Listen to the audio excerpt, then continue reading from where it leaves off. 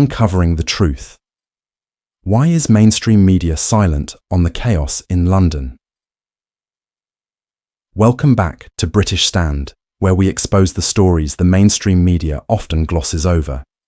In today's report, we're diving deep into the heart of London's recent protests and the shocking scenes that unfolded. Buckle up, because what you're about to hear may challenge your views and stir up some heated debates. The unfolding chaos, pro-Palestine protest in London. Yesterday, London transformed into a battleground as pro-Palestine demonstrators flooded the streets, voicing their solidarity amid escalating tensions in the Middle East. As the world watched this spectacle unfold, mainstream media predictably focused on the surface elements, the arrests, the statements from officials, and the obligatory condemnation from the Prime Minister. But beneath this facade lay a disturbing undercurrent of hatred and division that permeated the protest. What transpired was more than just a call for justice for Palestinians. It was an eruption of emotions that veered dangerously close to anti-Semitism. Shocking chants echoed through the streets, with protesters targeting not just political figures, but specifically Jewish individuals. If the roles were reversed, if pro-Israel supporters had unleashed a similar torrent of hatred, there would have been an uproar that echoed across the nation. So, why is the media silent about this glaring double standard? Are we witnessing a disturbing trend of tolerating hate in the name of activism? Two-tier policing, a disturbing reality. As the events unfolded, the alarming disparity in police responses became evident.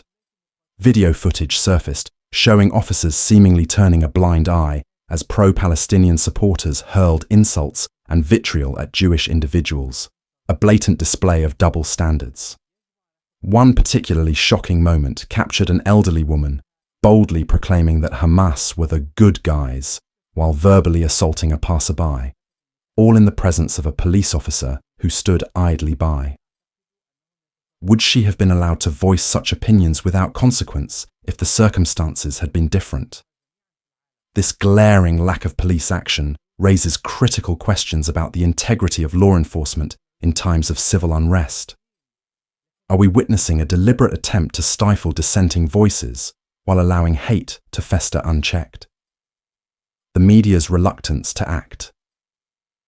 Despite the chaos unfolding in London, mainstream media coverage has largely skirted the harsher realities of these protests. Why? Perhaps it's because discussing the nuances of free speech and hate speech doesn't fit neatly into their narratives. Instead, we are left grappling with the consequences of this silence. As a society, should we tolerate expressions of hate disguised as political activism? What does it say about us when we allow such behavior to go unchecked? The media's silence only serves to embolden those who wish to sow division among us, leaving the public questioning the very integrity of journalism itself. The political fallout. Nigel Farage takes a stand. In the midst of this turmoil, another political storm is brewing. Nigel Farage has publicly criticised the government's recent decision to relinquish control over the Chagos Islands to Mauritius, describing it as a significant capitulation that could jeopardise Britain's security. His call for an urgent parliamentary debate has stirred controversy and raised questions about the implications of this handover. While the focus remains on the protests in London, what about the strategic interests of the UK on the global stage? Is the government neglecting critical issues at home while its attention is diverted by protests? The implications are enormous, and the public deserves to know what's at stake. Public sentiment. A nation divided. The division in public sentiment is palpable.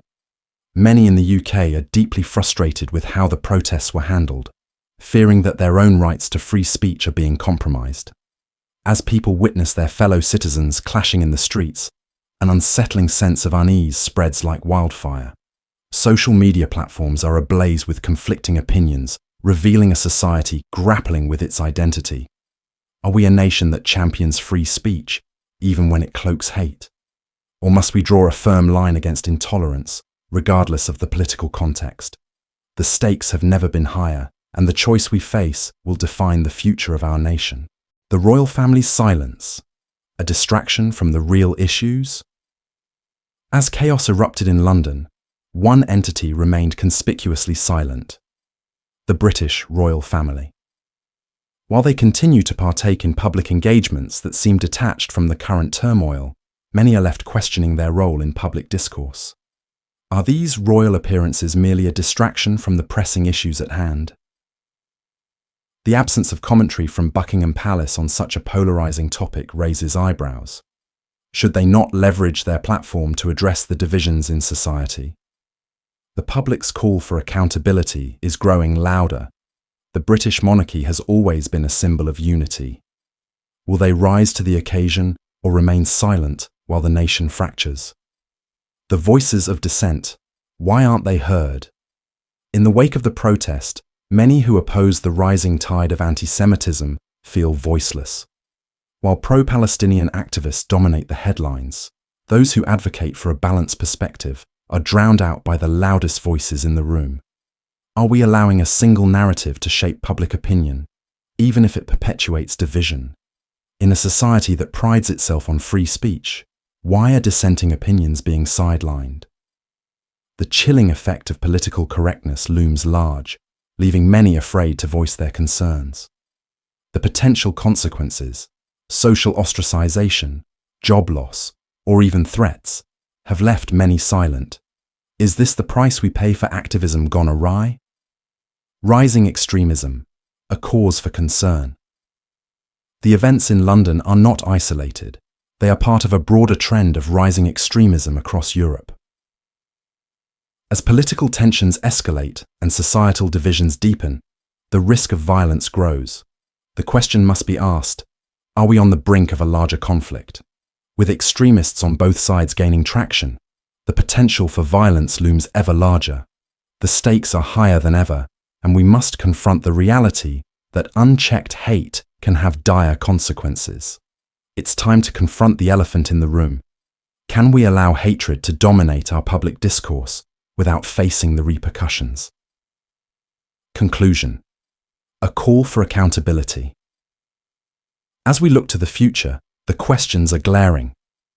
How will the government, law enforcement, and even the royal family respond to the rising tensions? Will we confront the growing hatred head-on, or will we allow it to fester in the name of free speech? This is a critical moment in British history, and it's time for the public to demand accountability from their institutions. We cannot afford to look away. Are we prepared to fight for a Britain that stands for justice, fairness, and equality? Or will we allow division and hatred to tear us apart? The future of our society hangs in the balance. Let's not let it slip away quietly. Your opinion matters. What do you think about the events in London? How do you feel about the police's response? Should the royal family take a more active role in public discourse? Share your thoughts in the comments below, and don't forget to like and subscribe for more insightful coverage of issues that matter to you. Together, we can ensure that all voices are heard and that the truth is never silenced.